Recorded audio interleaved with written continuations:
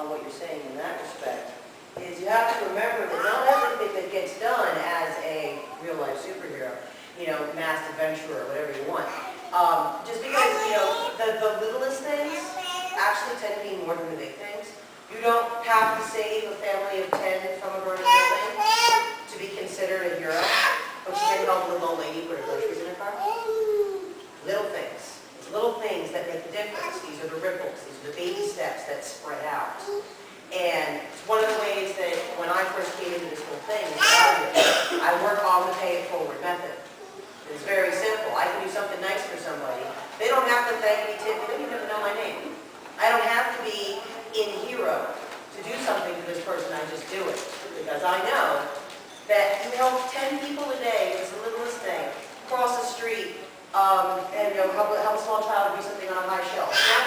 You do this small thing, and that person, at least one of these people, is going to remember when they go to the grocery store and they see a little old lady struggling to get her bags in the car. They're going to be like, you know, remember that lady that helped my mom last week? Yeah, I'm going to go help this woman real quick. And it moves forward. And that's the whole point of it. You don't have to do something huge. And we've all read those emails that say, the guy who had the gun, one person had said hello and said thank you, I never would have done this. You know, a lot of that stuff is internet rumors, things like that, but the concept is very real. The person you meet today, you say, hey, that is an awesome talk, I'm so impressed. I don't know that he just got fired. I don't know that he's trying to pay his bills. But I paid attention to him. I found out his name and I said, you are an awesome individual for doing a great job, whatever that job is. You know, I'm not trying to do that to everybody. Hey, you're awesome, you're awesome. It's just be nice and being respectful of people that might help him over the hump. I have no idea if it's working or not. But just paying attention to somebody as a human being, learning their name, Thanatos. He carries a card that says, you do have a friend whose name is Thanatos. He hands it to the homeless. He has been called by the police to the morgue because that was the only piece of, the only article on them when they died. He met a 92-year-old woman underneath a bridge in the middle of the night. Now he's dressed as death. Thanatos in ancient language means death. She says, I know who you are. Can you do me a favor? What's that? I want to dance with death before I die. What else did she have to live for? Well, no, honestly. She was homeless for 40 years, 90-something years old. All she wanted to do was dance with death because she knew she was going to die. A couple of weeks later, she did. But the other homeless around her said that she was actually happy for a couple of weeks because each of the time to know her name, made her the point of conversation that she was important to him. The littlest thing, like Stoneberg said. You know, when you talk to somebody, a homeless person, just repeating their name can make their day. Because they're no longer a number. They're no longer a piece of cattle. They're somebody important.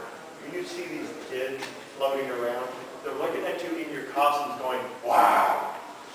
Yeah, take a picture with me. Come on. If you cannot get down on somebody's level to take a picture with them, what message are you sending them?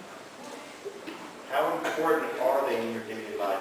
Hey, you look wonderful. Well, thank you. What's your name? Okay, those common courtesies seem to have disappeared. If we can't start that little step up, how are we going to take the bigger step when something is really wrong? And that's kind of the message I think everybody is trying to get across. Do what you can with what you're doing, and you'd be amazed at the ripple effect that generates, because at some point, you might be the one in need. I hate it when it's quiet. It's nothing like on a forum. When I post, I kill the thread. Yeah, pretty sure I guess the cricket's boss. Hold on. Yeah, see? It's like Yep, there. But anyway, they're going to kick us out because I'm sorry if I blathered too long. But please, just take a look at your world. You know, these guys are just a very small sampling of people out there. You as well, man. anybody out there trying to make a difference with what they've been given is doing the same thing we are. Nothing, there's no difference. Nobody's more or less important.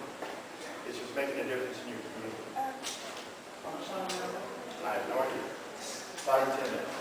I'm not here. Why don't you go around asking if they were here, what were they call themselves? Oh, kind of like we do with the kids. There's a charity group that I'm with this weekend called Skipping Town League of Heroes. They are taking kids who do not have costumes.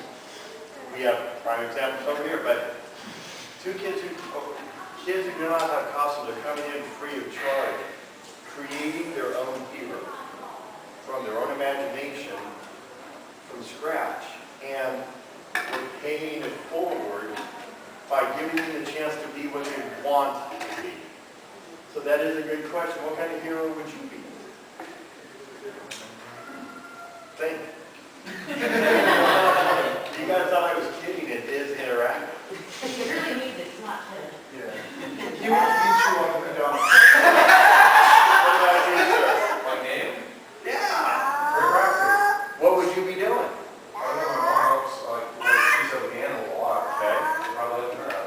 You probably tried to bring the Tyrannosaurus back. See, he's wrapped it down. What would you do?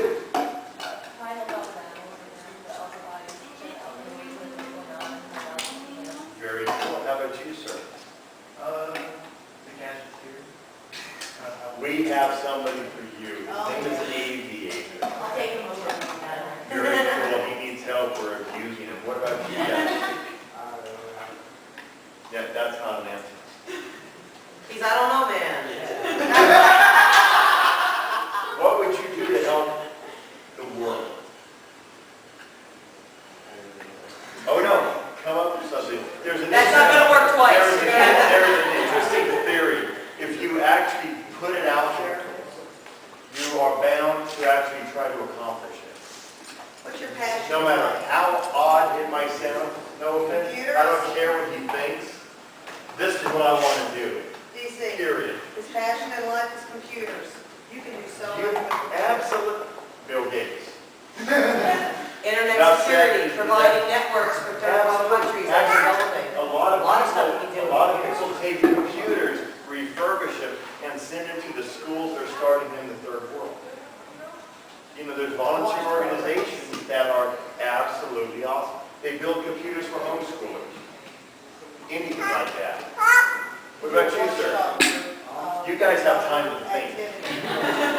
You know he's coming, so. I don't know if I'd be tall, but I'm going into law and politics, where I try to help on a large scale, Very cool intern work. Absolutely necessary for a lot of these organizations. Man, you got off lucky, sir.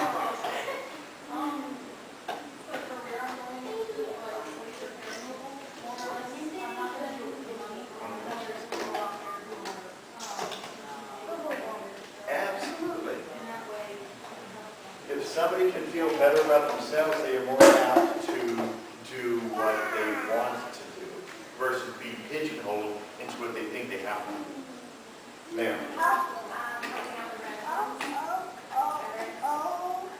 Well, no, I do a lot of veteran home visits. I do a lot of things like that, so we're there. My dad is in the military, so I'm a big I was- troops, you know, I was questioned by the Marines to make sure that I'm okay enough to wear the colors.